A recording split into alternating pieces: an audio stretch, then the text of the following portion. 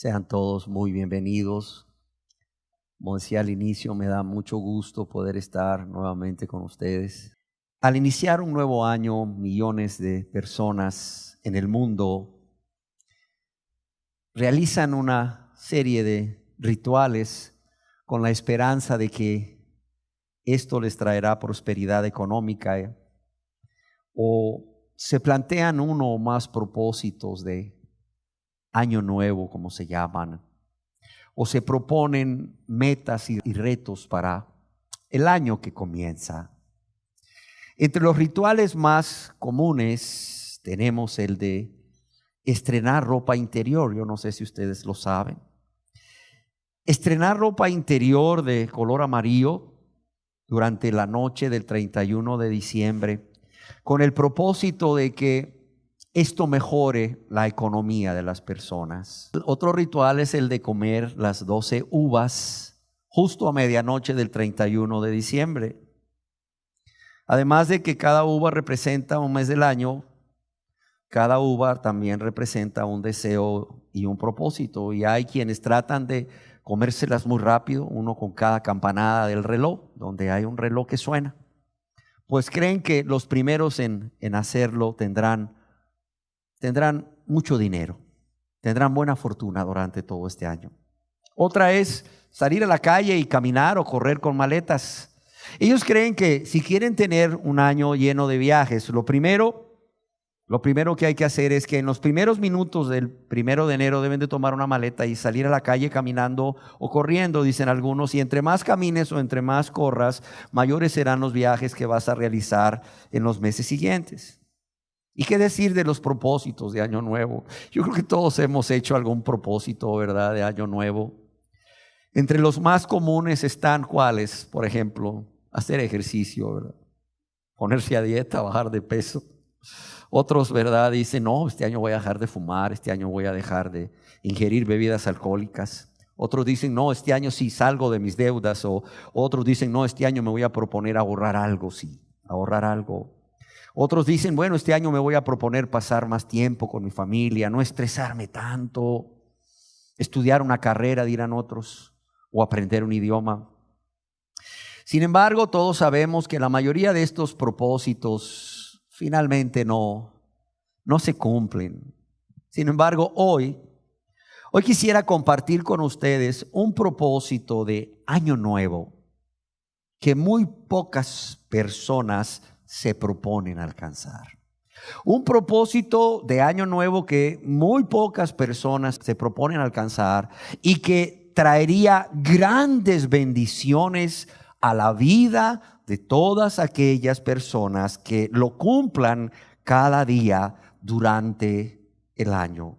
Y este propósito es ser ricos para con Dios, o ser ricos en nuestra relación con Dios. Y es por ello que hoy deseo compartir con ustedes la primera parte de esta serie de 2 enseñanzas que he titulado Sed ricos para con Dios. Y para ello les invito a que juntos leamos la Biblia, la palabra de Dios, en el Evangelio de Lucas capítulo 12, verso 15 al 21. Está hablando el Señor Jesús y les dijo: mirad y guardaos de toda avaricia, porque la vida del hombre no consiste en la abundancia de los bienes que posee. También les refirió una parábola diciendo: la heredad de un hombre rico había producido mucho, y él pensaba dentro de sí diciendo: ¿qué haré? Porque no tengo dónde guardar mis frutos. Y dijo: esto haré. Derribaré mis graneros y los edificaré mayores, y ahí guardaré todos mis frutos y mis bienes. Y diré a mi alma: alma, muchos bienes tienes guardados para muchos años, repósate, come, bebe, regocíjate. Pero Dios le dijo: necio, esta noche vienen a pedirte tu alma, y lo que has provisto, ¿de quién será? Y veamos el verso 21. Dice: así es el que hace para sí tesoro, ¿y qué? Y no es rico para con Dios. Dice: así es el que hace para sí tesoro y no es rico para con Dios. Yo creo que nadie puede negar que vivimos en una época donde el materialismo se impone como filosofía de vida. Esto, juntamente con la tendencia que hay de comprar de forma excesiva y muchas veces innecesaria bienes o productos con el fin de acumularlos por el placer que esto produce, o el bienestar o la seguridad o la tranquilidad que esto produce, lo cual es conocido como consumismo. Y para esto, para poder hacer esto, las personas viven para obtener cada vez una mayor cantidad de dinero que les permita adquirir todos aquellos bienes que tanto desean y que según ellos los hará felices. Además de esto, existe una continua y excesiva preocupación en muchos, que por cierto son personas que no se han convertido a Dios, una preocupación de qué comerán o qué beberán y qué vestirán. Como nos dice el Señor Jesús allá, para los que les gusta anotar, en el Evangelio según San Marcos, capítulo 6, verso 32, que los gentiles, es decir, todas aquellas personas que aún no se han convertido a Dios y que no forman parte del pueblo de Dios, los gentiles, dice, buscan todas estas cosas: el que comerán, el que beberán y el que vestirán. Y cuando el Señor Jesús utiliza aquí la palabra buscar o buscan, implica dedicar mucho tiempo y emplear muchas fuerzas tratando de obtener estas cosas, por cierto, llenos de ansiedad y de angustia, de modo que tristemente hacen a un lado, incluso se les olvida lo más importante, como es que el reino de Dios no consiste en comida ni en bebida, sino en ¿qué? En justicia, en paz y gozo en el Espíritu Santo. Es por ello que estas personas, y entre ellas muchos que dicen llamarse cristianos, viven anhelando o viven soñando o esperando el gran día de la cosecha. Lo mejor está por venir, anuncian muchos por ahí. Viven esperando con un fuerte anhelo el día de la abundancia, o que el día de la abundancia llegue a sus vidas, alimentando el pecado de la avaricia y el pecado de la codicia. En su libro de lecturas diarias, J.R. Miller escribió en 1908 una verdad que es tan válida hoy en día como lo fue entonces, y leo lo que escribió. Cristo dijo mucho acerca del peligro de las riquezas, pero hoy hay demasiadas personas, o no, más bien dice, pero no hay demasiadas personas que le tengan miedo a las riquezas. La codicia no es considerada en la práctica como un pecado en nuestros tiempos. Si alguien quebranta el 6º o el 8º mandamiento, es señalado como un criminal y es desacreditado o humillado. Pero la persona puede quebrantar el 10º mandamiento de no codiciarás, y para las demás personas que están alrededor de él o de ella, esto no es un pecado, es solo una forma de hacer negocios. La Biblia dice que el amor al dinero es raíz de todo mal, pero cada persona que cita este verso pone un enorme énfasis en la palabra amor, explicando que no es el dinero, sino el amor al mismo la raíz de todos los males. Continúa escribiendo J.R. Miller: si miramos a nuestro alrededor, uno pensaría que la vida del hombre sí consiste en la abundancia de los bienes que posee. Los hombres creen que se engrandecen en proporción a la riqueza que atesoran, y así lo parece, porque el mundo mide a la gente por su cuenta bancaria, pero nunca ha sido un error más fatal. Un hombre se mide, dice Miller, realmente por lo que es, y yo le añadiría por lo que es en Cristo, y no por lo que posee. Es por ello, amados y amadas, que el Señor Jesús nos advierte en su gran amor: mirad y guardaos de toda avaricia. ¿Por qué? Porque la vida del hombre no consiste en los bienes o en la abundancia de los bienes que posee. Y vemos también cómo el Señor Jesús llamó necio a este hombre que vivía para hacer tesoros para sí y no era rico para con Dios o en su relación con Dios. Es más, en la parábola de este rico insensato, el Señor nos insiste, o el Señor nos ilustra en el hecho de que las posesiones no deben ser lo más importante en nuestras vidas. Con esto no quiero decir que está mal el que una persona anhele un trabajo digno para proveer para sus necesidades y para las de los seres queridos. Es más, yo quiero decirle que en la iglesia cristiana de los primeros siglos, la que algunos conocen como la iglesia primitiva, el trabajo honrado y esforzado era tomado muy, pero muy en cuenta como un parámetro para valorar si una persona era realmente cristiana o no. De esta forma, la persona que decía ser cristiana no solo debería de trabajar o no solo debía de trabajar para proveer para los suyos, para los de su casa, pues si no lo hacía, era considerado como alguien que había negado la fe y un incrédulo, sino que también con el dinero ganado honradamente debía apoyar constantemente a los verdaderos necesitados que estaban a su alrededor, comenzando por los hermanos de la fe o en la fe, pero también apoyar a aquellas personas que eran consideradas ancianos, que se dedicaban a predicar y enseñar la palabra de Dios a tiempo completo. El problema es cuando existe en la persona un deseo excesivo para poseer riquezas con el fin de atesorarlas y acumularlas y obtener su confianza o su placer en ello. Y esto viene a convertirse en el centro de la vida o el principal objetivo de la vida de esta persona. De modo que todo lo que piensa, todo lo que dice, todo lo que hace, es decir, todas sus metas y sus planes están encaminados en lograr dicho objetivo, pero no el ser ricos para con Dios o en su relación con Dios.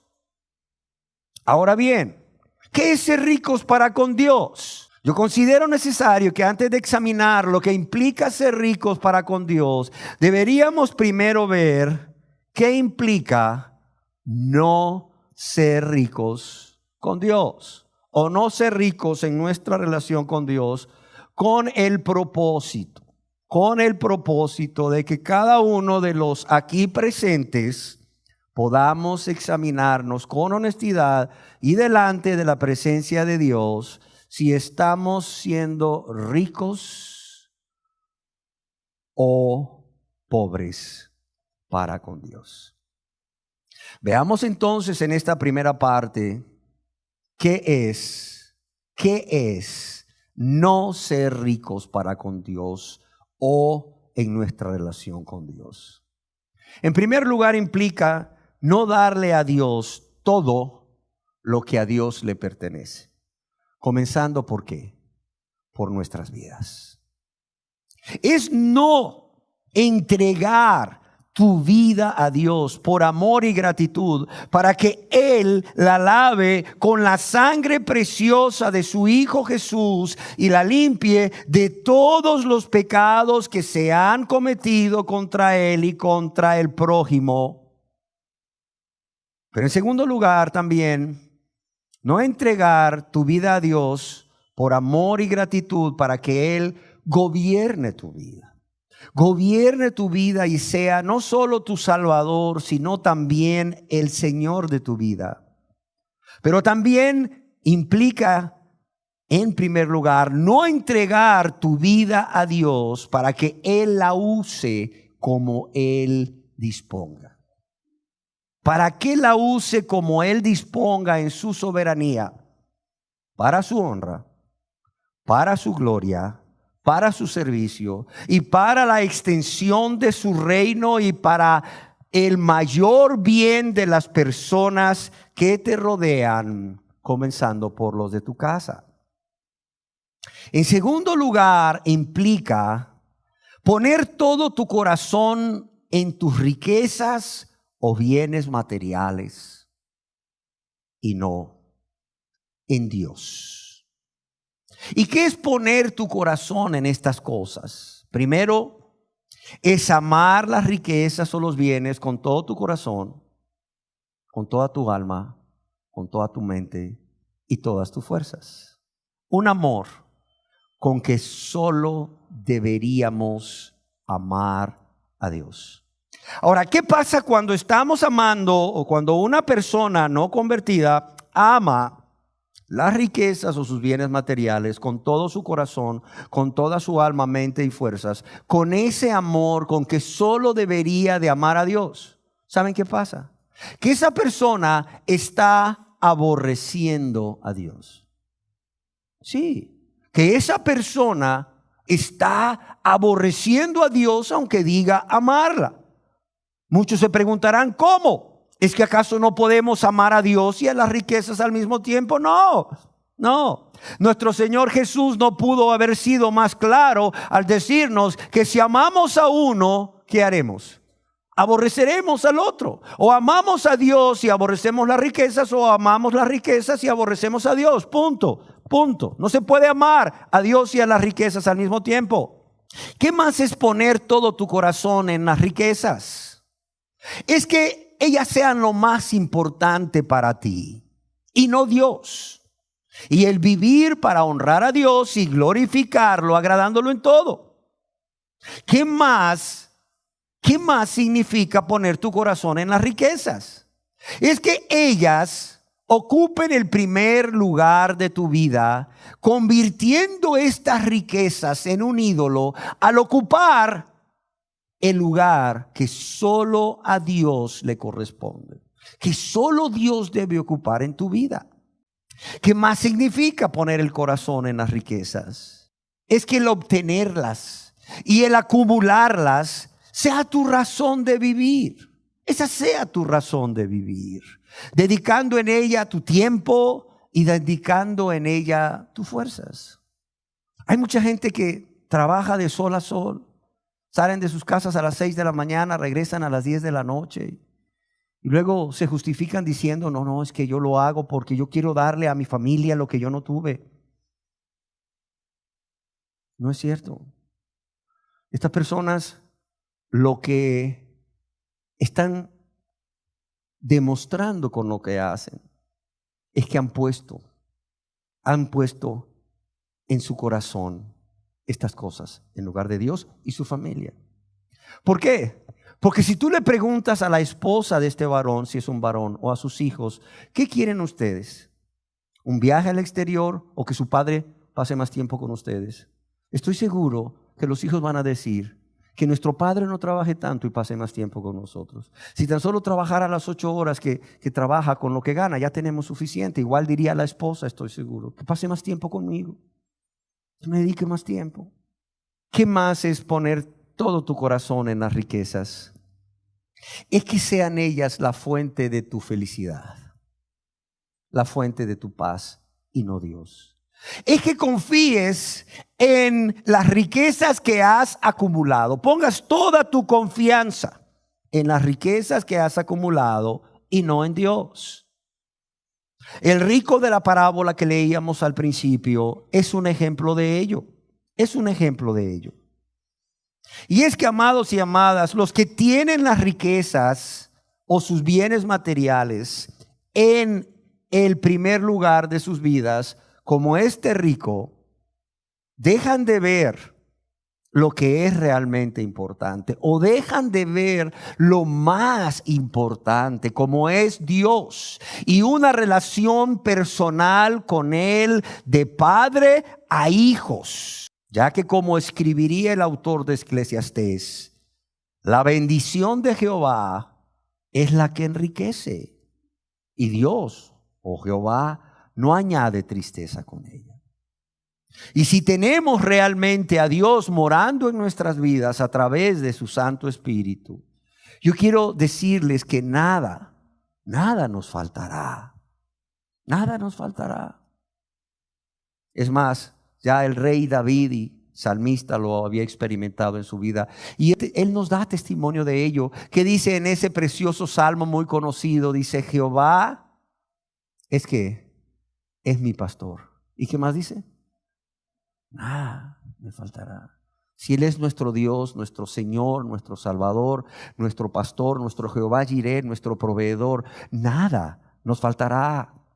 Cuando nos detenemos a meditar en esta parábola, podemos notar que todo lo que este hombre rico veía eran sus abundantes bienes y qué hacer con ellos. Vemos cómo el rico dice: mis frutos, mis bienes, mis graneros, olvidando que toda dádiva viene ¿de quién? Viene de Dios. Toda dádiva viene de lo alto. Así nos dice Dios en su palabra. Este hombre estaba olvidando, al poner toda su atención en sus riquezas, en sus bienes, él estaba olvidando que era Dios el que le había dado todas esas riquezas. ¿Para qué? Para que fuese un mayordomo solamente y para que las administrase bien. ¿Para qué? Para dar honra y gloria a Dios y para el bienestar de ese hombre y para el bienestar de su prójimo. Si este hombre realmente, en lugar de ver solamente las riquezas, por cuanto tenía su corazón o todo su corazón puesto en las riquezas, hubiera pensado en Dios que le había dado las riquezas y en su prójimo, este hombre no hubiera tenido realmente necesidad de preocuparse de qué iba a hacer con esas riquezas o con esa abundante cosecha. No hubiera tenido necesidad de destruir los graneros y construir unos más grandes. ¿Por qué? Porque hubiera pensado dar a Dios más de lo que Dios demandaba. Y también hubiera pensado en su prójimo y hubiera hecho misericordia a su prójimo, que seguro estoy, habían personas necesitadas a su alrededor. De modo que lo que le hubiera sobrado hubiera cabido en los graneros, que por cierto ya los tenía llenos de abundancia, llenos de bienes que Dios mismo le había dado. Este hombre obviamente no vio esa cosecha de ese año como una bendición de Dios, y al no verla como una bendición de Dios, vemos en sus palabras que no hay ninguna frase que se refiera a Dios. No hay ninguna frase que le dé gloria a Dios. No hay ninguna frase que manifieste o exprese la gratitud de este hombre para con Dios. Y Jesús lo hace de esa forma, de manera intencional, porque eso es lo que realmente hacen todas las personas que están poniendo estas riquezas en el primer lugar de su vida, como el centro de sus vidas, y están poniendo todo su corazón en las riquezas. Vemos también en esta parábola, en la conducta de este hombre, que al decir: ya sé lo que voy a hacer, o esto haré, que en ningún momento este hombre está buscando a Dios y está buscando cuál es la voluntad de Dios para su vida en ese momento, sino que él confía en su sabiduría. Él confía en su sabiduría para llevar a cabo los planes que ha hecho, por cierto, haciendo a Dios a un lado, sin considerar a Dios, y él decide hacer su voluntad. Ya sé, esto haré. Voy a construir graneros más grandes. Voy a derribar los graneros que tengo y los voy a construir más grandes. Alguien escribió: los ricos están llenos de planes en esta vida. Y yo podría añadir, no solo los ricos, también los pobres están llenos de planes, de deseos de enriquecerse en esta vida. Y por lo general, no piensan en la eternidad hasta el momento en que les son arrebatados sus bienes y su vida. Qué triste. Estas personas no piensan en la eternidad por estar tan centrados en sus riquezas y cómo acumular más, que no piensan en lo eterno, y realmente lo hacen hasta el momento en que les son arrebatados sus bienes y sus vidas. Y muchos de ellos no se salvan por ello. Muchos de ellos no se salvan. Eso de vivir la vida poniendo todo el corazón en las riquezas, poniendo las riquezas en primer lugar, viviendo para las riquezas o para atesorar bienes y haciendo planes y decidiendo dejando a Dios a un lado sin consultar la voluntad de Dios. Es algo de lo cual Dios nos habla ya en el libro de Santiago, en el capítulo 4, verso 13 al 16, en donde dice el escritor inspirado: vamos ahora, dice, los que decís, hoy y mañana iremos a tal ciudad, y estaremos allá un año y traficaremos y ganaremos, cuando no sabéis lo que será mañana. Porque, ¿qué es vuestra vida?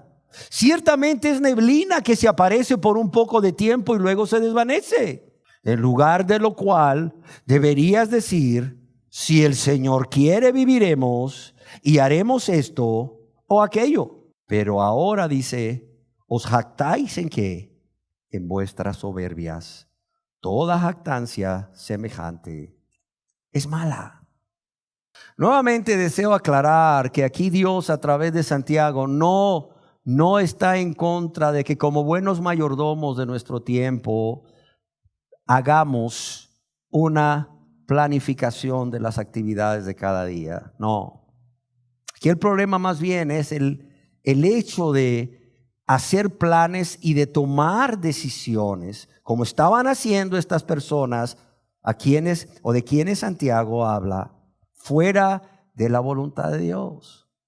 Es hacer planes y tomar decisiones sin consultar a Dios, que por cierto es el único que conoce el futuro, ¿sí o no?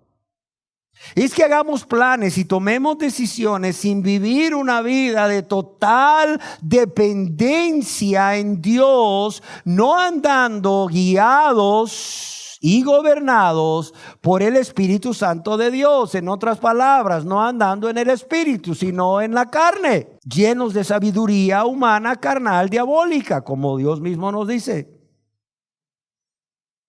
Y esto lo sabemos porque las personas que Santiago describe vivían su vida y hacían sus planes como si Dios no existiese, como si Dios no fuese el Señor de sus vidas, tal como sucedía con el rico de la parábola. Aquí en la carta de Santiago, vemos cómo Dios llama en el verso 16 a estas personas como soberbias. Soberbias. ¿Por qué razón? Porque creían que separados de Dios podían hacer algo. Y es que, como alguien escribió, decir haremos o haré es la esencia del pecado en estas personas. Y este escritor dice: observemos, por ejemplo, la declaración de Lucifer o Satanás en Isaías capítulo 14, verso 13 y 14, en donde dice: subiré al cielo por encima de las estrellas de Dios, levantaré mi trono y en el monte de la reunión me sentaré en el extremo norte, sobre las alturas de las nubes subiré y seré semejante al Altísimo. Es la misma actitud de Satanás de soberbia que la de estas personas que ponen las riquezas en su corazón, o ponen todo su corazón en las riquezas, y las riquezas son lo más importante en sus vidas, y hacen todo dejando por fuera a Dios. Las personas que tienen su corazón en las riquezas se caracterizan porque pasan toda su vida acumulando riquezas por el placer y el bienestar que ellos obtienen al hacerlo, como si estas riquezas fuesen eternas o como si pudiesen llevárselas con ellas al morir, lo cual es imposible. Mire, ya desde el Antiguo Testamento Dios nos advierte al respecto, allá en el Salmo capítulo 49, verso 16 y 17, donde Dios nos dice: no temas cuando se enriquece alguno, cuando aumenta la gloria de su casa. ¿Por qué? Porque cuando muera, ¿qué dice aquí? No llevará nada. Cuando muera, no llevará nada ni descenderá tras él su gloria. Y en el Nuevo Testamento, nuevamente, Dios nos advierte a través del apóstol Pablo en su primera epístola de Timoteo, capítulo 6, verso 7, cuando dice, porque nada hemos traído a este mundo. Y sin duda que nada podremos sacar. Dice, porque nada hemos traído a este mundo y sin duda nada podremos sacar. Hace un tiempo leí algo que llamó poderosamente mi atención al respecto, y es que hay 3 momentos de nuestra vida cuando nuestras manos están vacías. 1, cuando nacemos, venimos al mundo con las manos vacías. 2, cuando venimos a Cristo reconociendo en nuestra pobreza de espíritu que no tenemos nada que ofrecer a Dios, no tenemos nada que dar a Dios a cambio de nuestro perdón, porque es por gracia, es gratuito. Pero en tercer lugar, cuando morimos. De hecho, el gran conquistador Alejandro Magno pidió en su lecho de muerte que cuando lo llevaran ahí en la carroza fúnebre en procesión, por favor no cubrieran sus manos, sino que las dejaran ahí a la vista de todos. ¿Para qué? Para que vieran que las manos del gran conquistador estaban como vacías y que no se llevaba nada. Dios llamó al rico de la parábola necio, insensato o poco inteligente, no solo por poner su confianza en las riquezas, como si éstas fueran eternas, sino también porque él estaba poniendo su confianza en ellas y estaba haciendo a un lado a Dios en su vida, de modo que su vida no estaba centrada en Dios y no dependía del amor y la fidelidad y la misericordia de Dios, ni quería hacer la voluntad de Dios. Cuando leemos en esta parábola, en el Evangelio de Lucas, capítulo 12, verso 20, leemos que, pero Dios le dijo, necio, esta noche vienen a pedirte tu alma y lo que has provisto, ¿de quién será? Otras versiones lo traducen, necio, te vas a morir esta misma noche. ¿Y quién se quedará con aquello por lo que has trabajado? Yo quiero decirles que Jesús no solamente llama necio a este hombre rico por esta forma de pensar y de actuar, de vivir, sino que llama necio a todas las personas que viven o que piensan, actúan o viven de esta manera. Por cuanto el Señor concluye diciendo, así es. No dice así era este hombre, sino dice así es el que hace para sí tesoros y no es rico para con Dios. De hecho, el Señor Jesús mismo fue muy claro cuando Él nos dijo de qué aprovechará al hombre o de qué servirá al hombre si ganare ¿qué? Todo el mundo. Si le fuese tan bien en sus negocios que ganare todo el mundo y perdiere su alma. ¿Por qué razón? Porque ¿qué recompensa va a dar el hombre por muchos bienes que tenga por su alma? Y es que, amados y amadas, en el día del juicio, cuando estas personas que no consideraron a Dios y no amaron a Dios, sino que solamente vivieron para amarse a ellos mismos y sus riquezas, al grado de poner todo su corazón en ellas y ponerlas en el primer lugar de su vida, cuando estas personas vayan al juicio final delante de Dios, delante de su Cristo, y sean condenados al infierno, es decir, al lago que está ardiendo con fuego y azufre, ellos no podrán dar nada a Dios, ni aun todas sus riquezas o bienes acumulados les van a servir, óigalo bien, para huir de la ira de Dios y del castigo de Dios. Es por ello que Dios nos dice en su palabra en la segunda carta del apóstol Pablo a los Corintios, en el capítulo 4, verso 18, dice, no mirando nosotros las cosas que se ven, sino que las que no se ven. ¿Por qué razón? Porque las cosas que se ven son ¿qué? Son temporales, pero las que no se ven son eternas. Y en el Evangelio de Mateo, en el capítulo 6, en el verso 33, mas buscad que primeramente el reino de Dios y su justicia, y todas estas cosas, el que comeréis, el que beberéis y el que vestiréis, ¿os serán qué? Añadidas. Dice, Dios te las va a dar. Aquí vemos cómo el Señor hace un pacto, por así decirlo, con sus seguidores. Y Él les dice, si ustedes ponen los intereses de Dios en el primer lugar de sus vidas, yo les garantizo que proveeré para vuestras necesidades presentes y también proveeré para vuestras necesidades futuras. Aquí lo que Jesús está diciendo a sus seguidores es: buscad primeramente el reino de Dios y su justicia, y yo me encargaré que nunca os falten las cosas necesarias de su vida. En tercer lugar, no ser ricos para con Dios implica no darle todo lo que te pide. No darle todo lo que te pide, sino darle solamente lo que tú quieres. Lo que tú quieres darle, o lo que te conviene darle.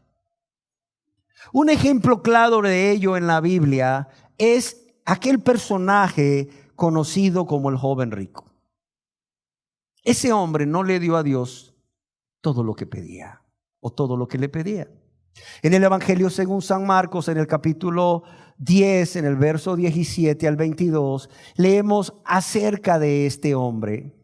Dice, al salir él, es decir, al salir Jesús para seguir su camino, vino uno corriendo, tenía prisa, estaba muy interesado en conocer la opinión de Jesús al respecto de un punto, y dice, hincando la rodilla delante de él, en señal de respeto, de humillación, le preguntó, maestro bueno, ¿qué haré para heredar la vida eterna? Jesús le dijo, ¿por qué me llamas bueno? Ninguno hay bueno, sino solo uno, Dios. Y aquí no es que Jesús esté negando que sea bueno, que sea Dios, sino lo que le está haciendo es confrontando a este hombre. Si tú me llamas bueno, le está diciendo, y no hay bueno sino solo Dios, entonces tú estás reconociendo que soy Dios. Eso es lo que Jesús le está diciendo. Y luego le dice, los mandamientos sabes: no adulteres, no mates, no hurtes, no digas falso testimonio, no defraudes, honra a tu padre y a tu madre. Jesús está hablando de los últimos 6 mandamientos, de los 10 que son en la ley moral, que tienen que ver con el amor al prójimo. ¿Y qué más? Él entonces, el joven, le respondió, o respondiendo le dijo, maestro, todo esto lo he guardado desde mi juventud. Entonces Jesús, mirándole, le amó y le dijo, una cosa te falta, anda, vende ¿qué? Todo lo que tienes y dalo a los pobres, y tendrás tesoros en el cielo, y ven, sígueme tomando tu cruz. ¿Y qué hizo este hombre? Ahí tenemos a Jesús, verdadero Dios y verdadero hombre, demandándole que vaya y venda ¿qué? Todo lo que tiene, y con el dinero recaudado o recibido por la venta se lo dé a los pobres. Pero él dice, afligido por esta palabra, ¿qué dice aquí? Se fue triste. Se fue y se fue triste. Hoy estaba delante de Jesús, había venido a él, o sea, humillado delante de él. Y ahí tienes a Jesús respondiéndole su pregunta por amor y misericordia. Es más, dice que mirándole le amó, le vio con ternura, le vio con compasión. Pero este hombre, ¿cómo reacciona ante la demanda de Jesús de vende todo lo que tienes y dalo a los pobres? Dice que afligido por esta palabra se fue triste. ¿Por qué? Porque tenía muchas posesiones. Aquí vemos claramente cómo este joven, que por cierto era un líder religioso, era el principal de la sinagoga, es decir, el que dirigía el culto público de adoración en los días de reposo, y un hombre, por cierto, tenido como alguien muy espiritual, aunque era rico, vemos cómo fue pobre para con Dios. ¿Por qué? Porque se negó a darle a Jesucristo todo lo que pedía, o se negó a obedecer el mandamiento de Jesucristo, que es verdadero Dios. ¿De qué? De despojarse de todo lo que tenía, vendiéndolo y dando el dinero recibido a los pobres.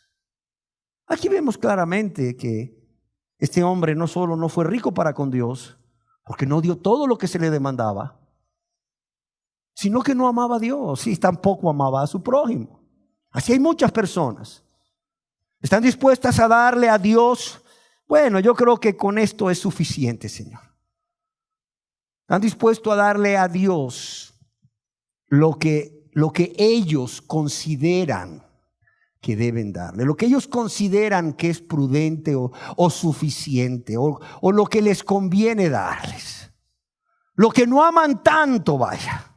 Pero cuando Dios le dice, dame todo, dame tu vida, dame todos los bienes y conviértete en un mayordomo, en un administrador nada más, consultándome en cada momento para que hagas mi voluntad. Las personas dicen, no, por muy ricos que sean. Dicen, no estoy dispuesto. Son pobres para con Dios.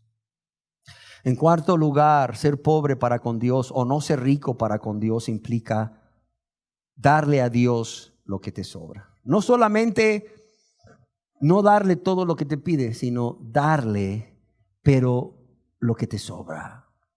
En el Evangelio según San Marcos, capítulo 12, verso 41 al 44, Dios nos dice en su palabra que estando Jesús sentado delante del arca de la ofrenda, Él miraba cómo el pueblo echaba dinero en el arca. Y muchos ricos echaban ¿qué? Echaban mucho. Fíjese bien, Jesús vio que muchos ricos echaban ¿qué? Echaban mucho. Y vino una viuda pobre y echó 2 blancas, o sea, un cuadrante. Entonces, llamando a sus discípulos, les dijo: de cierto os digo que esta viuda pobre echó más que todos los que han echado en el arca. ¿Cómo?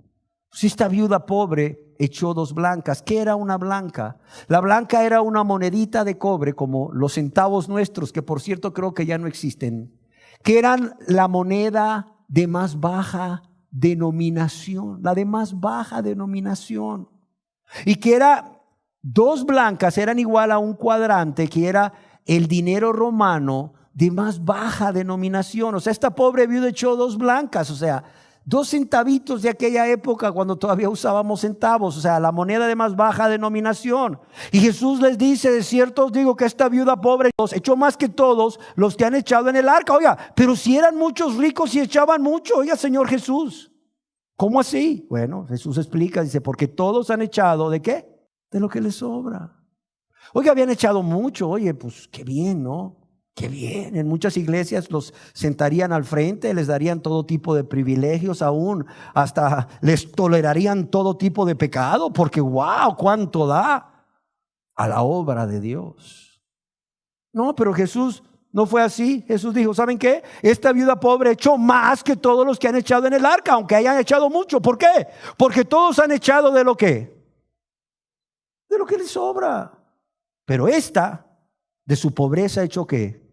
Todo lo que tenía, todo su sustento, es decir, todo lo que tenía para vivir. Y es que es fácil dar mucho cuando es de lo que te sobra, y cuando lo que te sobra es mucho. Sin embargo, ser ricos para con Dios es ser como esta viuda pobre. Como esta viuda pobre que dio todo lo que tenía para vivir ese día. Y si esta mujer no conseguía al día siguiente dinero, no iba a comer. No iba a tener que comer, que beber. Sí. Y esta mujer dio todo lo que tenía para vivir ese día, demostrando a Dios que sí era rica para con Dios, aunque fuese muy poco, pero lo dio todo. A diferencia del joven rico que no quiso darlo todo, esta mujer sí lo dio todo. A diferencia de estos ricos que daban de lo que les sobra, esta mujer no dio de lo que les sobra, dio todo. Pudo haber dicho: Señor, te voy a dar una blanca y con la otra blanca me voy a quedar para sobrevivir este día. Tú sabes, Señor, que no tengo más. Te estoy dando la mitad de lo que tengo, el resto es para mi sobrevivencia, no para gastos superfluos o para vanidades, no, es para mi sobrevivencia hoy, para mi manutención hoy, Señor. Te estoy dando de las dos que tengo una y una para sobrevivir. No dijo, no, las dos van para Dios. Dio todo, a diferencia de los demás que dieron mucho, pero de lo que les sobraba. En quinto lugar, no ser ricos para con Dios es dar mucho o dar poco, conforme Dios te haya bendecido, conforme Dios te haya prosperado, pero dar con la intención equivocada. Dar con la intención equivocada. Y yo quiero que veamos algunos ejemplos de cómo se puede dar a Dios o al prójimo también, pero con la intención equivocada, y de esta manera no ser ricos para con Dios. Uno de ellos es cuando damos para ser vistos y exaltados por los demás. Cuando damos para ser vistos y exaltados por los demás, estamos no siendo ricos para con Dios. ¿Por qué razón? Porque no estamos dando porque Dios nos ha amado tanto, que envió a su Hijo amado a morir en la cruz del Calvario, que envió a su Hijo amado a dar su vida por nosotros, para morir en nuestro lugar, para recibir el castigo que nosotros merecíamos recibir y no Él, y todo para salvarnos cuando Dios no estaba obligado a hacerlo, cuando nosotros no lo merecíamos y cuando no podíamos hacer nada nosotros para salvarnos de la ira de Dios, del castigo de Dios. Un ejemplo claro de dar para ser vistos y ser exaltados por los demás es el ejemplo de Ananías y Zafira.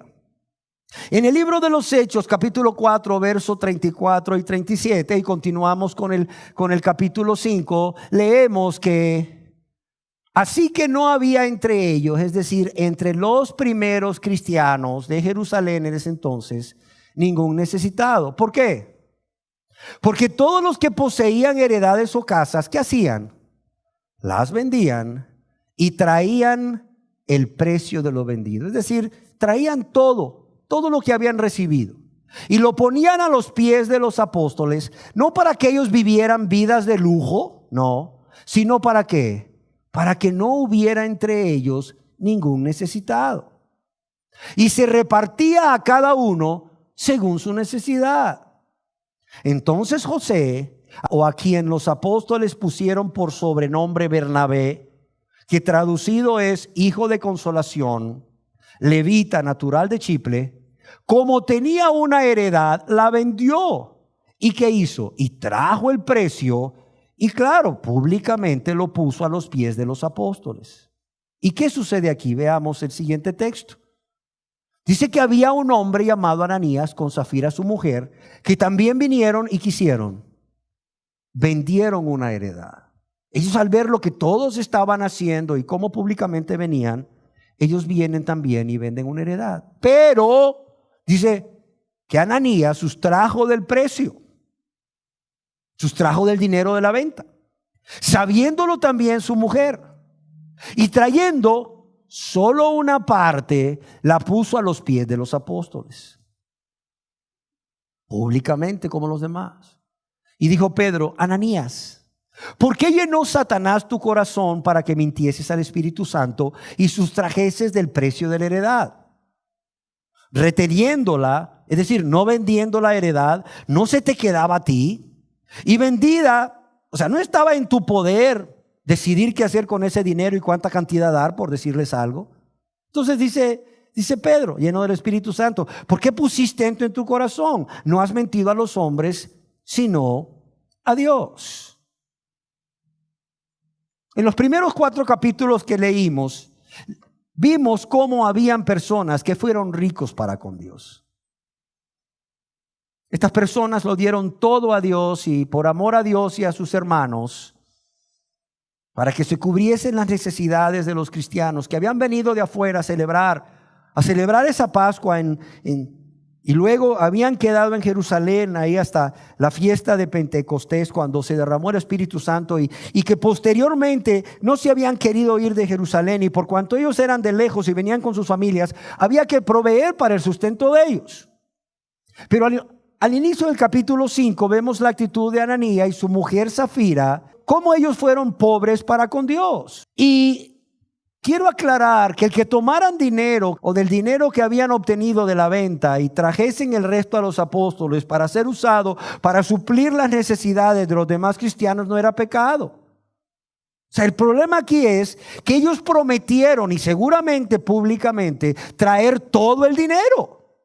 Ellos prometieron traer todo el dinero y entregarlo a los apóstoles, tal y como los otros cristianos lo hacían. Y además del pecado de mentir a Dios, porque seguramente dijeron, oiga, aquí está el dinero que obtuvimos por la venta. Además de mentir a Dios y a los apóstoles, ellos actuaron hipócritamente. ¿Por qué? Porque amaban la vanagloria de los demás. Yo estoy seguro que los cristianos que habían vendido sus bienes antes que ellos y habían dado todo el dinero que habían recibido, lo hacían por amor a Dios y a sus hermanos en Cristo, los necesitados, y no para que les aplaudieran. Sin embargo, yo creo que tal actitud era natural que despertara alabanzas hacia ellos entre los hermanos. Que los hermanos dijeran muy agradecidos, oye, ¿ya viste cómo el hermano tal vendió su casa para que no hubiera necesidad? No, pues es un hombre de Dios. Y seguramente esto llegó a los oídos de Ananías y Zafira y dijeron, bueno, ya están alabando a estos, que también nos alaben a nosotros. Vendamos una propiedad, saquemos una parte para nosotros y digamos que aquí está el dinero que recibimos por la venta. Total, nadie se va a dar cuenta que sustrajimos. Todo mundo va a creer, ¿verdad?, que como los demás trajimos todo el dinero y también nos van a alabar. Mas no saben que Dios es omnisciente, todo lo sabe, y que Dios se revela a sus hijos. Y Dios le reveló a Pedro, ¿verdad?, a través del Espíritu Santo, cómo estos habían incurrido en tal pecado. Pobres para con Dios. ¿Cómo? Dando, pero para ser vistos y exaltados por los demás. ¿Por qué? Porque estaban dando, pero con la intención equivocada. Otra manera de ser pobres para con Dios o no ser ricos para con Dios, al dar pero con la intención equivocada, es cuando damos para callar nuestra conciencia. Para callar esa conciencia que nos acusa de estarle robando a Dios al no darle lo que a Dios le corresponde, o bien al no amar al prójimo haciendo misericordia, teniendo los medios para hacerlo. A veces la única forma de misericordia que puedes hacer con alguien, porque no tienes nada, es orar por esa persona.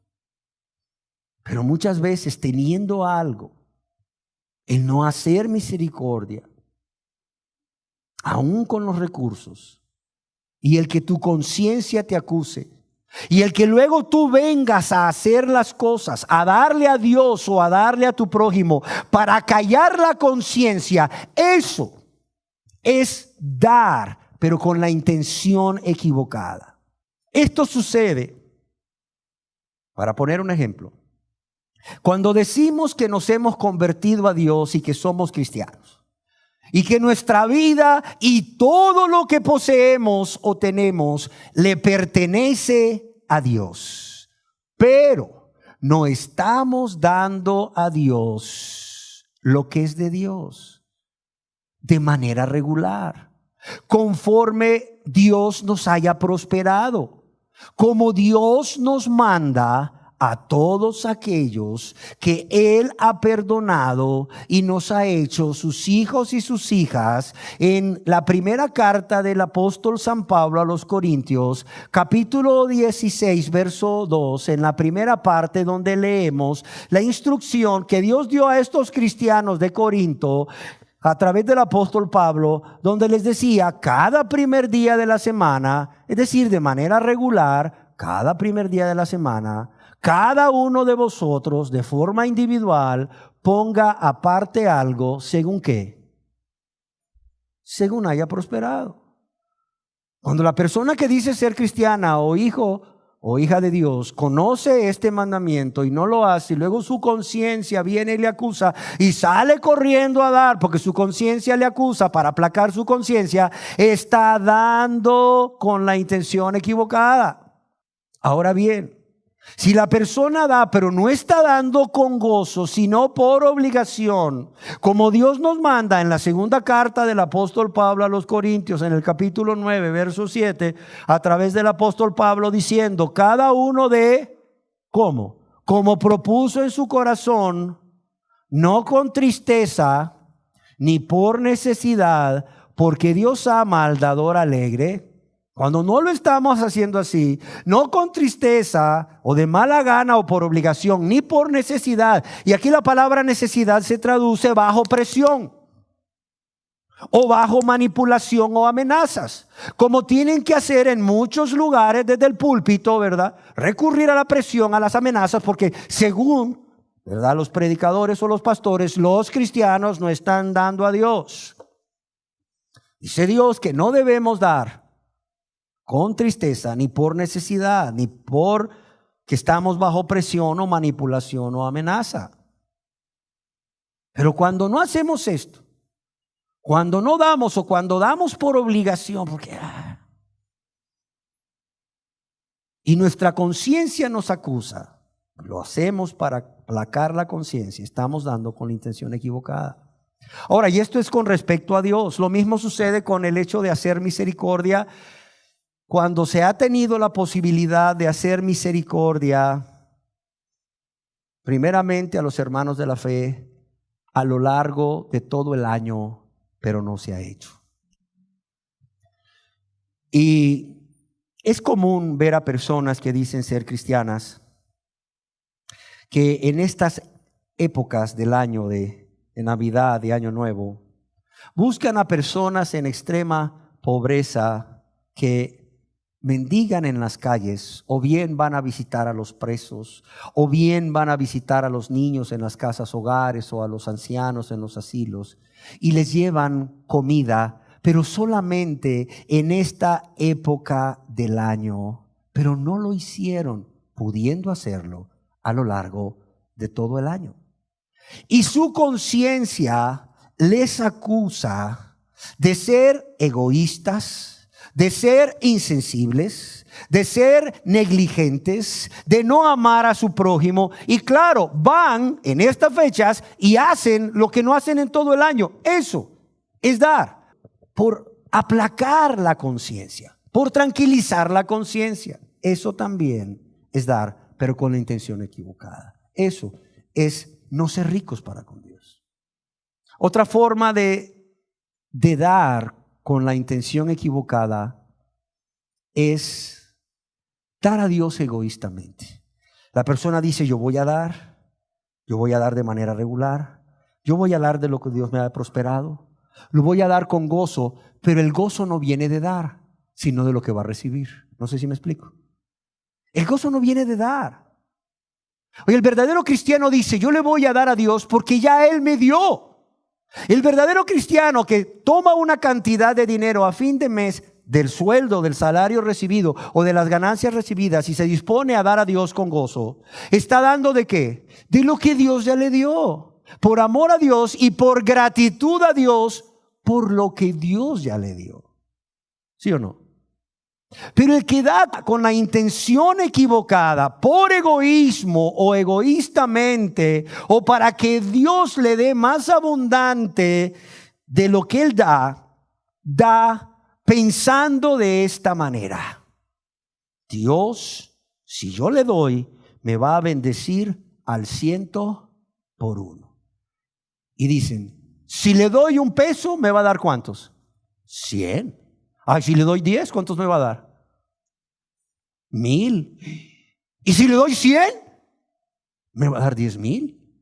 Fíjate la mentalidad de esta gente. Y por eso dan.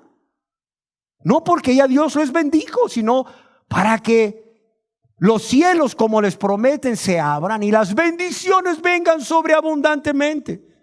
Claro, tienen una deuda de no sé cuánto. Dicen, no, pues si Dios dice 100 y me va a dar 10,000 Dios, pues mejor doy 500 y me da 50,000. Así pago mi deuda. Así piensan, egoístamente, dando para obtener algo a cambio. Y finalmente considero que también se puede dar a Dios con la intención equivocada y no ser ricos para con Dios, cuando damos a Dios por temor a la maldición de Dios. Cuando damos a Dios por temor a las maldiciones de Dios. Yo estoy seguro que todos aquí, los que vienen de un contexto religioso evangélico, están muy familiarizados con el hecho de que muchas veces desde el púlpito se ha usado el famoso verso de Malaquías 3, 8 y 9 que dice: ¿robará el hombre a Dios? Pues vosotros me habéis robado y dijisteis: ¿en qué te hemos robado? En vuestros diezmos y ofrendas. Malditos sois con maldición, o bien ustedes están bajo maldición, porque vosotros, la nación toda, me habéis robado. Y se hace desde el púlpito con el propósito de crear temor en las personas para que den de sus bienes a Dios. Y claro está, logrando el objetivo, porque yo pregunto a ustedes, ¿quién quiere estar bajo la maldición de Dios? Levante la mano. No, pues nadie. Yo soy el primero que no quiero estar bajo la maldición de Dios. Pero vienen un día y te dicen: maldito eres con maldición, porque le has robado a Dios de tus diezmos y ofrendas. Y la gente empieza a temblar. No, hombre, saliendo de la asamblea pública, lo primero que hacen es sacar todo lo que andan en la cartera y echarlo ahí. ¿Por qué? Porque piensan que al hacerlo, ya cuando lo hicieron, ¿verdad? Ya cuando el dinero tocó fondo de la caja, ay, ya Dios no me va a maldecir. Aunque sigan viviendo en sus pecados, sí. Aunque sigan viviendo en maldición, porque siguen viviendo en sus pecados. Pero como ya vieron, por temor a la amenaza que desde el púlpito les lanzaron. No, y hay predicadores que se especializan en Malaquías y los invitan en las iglesias: hermano, vi que las finanzas de la iglesia andan bajas, lo voy a invitar para que usted me les eche un sermón ahí y para que usted me los alinee, hermano. Gloria a Dios, hermano, ahí estoy el domingo. Y viene aquel y empieza a despotricar y la gente empieza a temblar en las sillas. Y claro está, ese mes aumentaron las finanzas de la iglesia. En 6 meses volvemos a invitar al hermano para que vuelva a predicar. Damos a Dios, o cuando damos a Dios lo que a Dios le corresponde por temor, estamos dando con la intención equivocada y estamos no siendo ricos para con Dios. Yo quiero decirles que quien realmente se ha convertido a Dios a través de un sincero, verdadero arrepentimiento y una fe en Cristo Jesús para perdón de pecados, esa persona no necesita amenazas. No necesita amenazas para dar a Dios. ¿Por qué? Porque esa persona sabe que todo lo que tiene, aún su vida, le pertenece a Dios.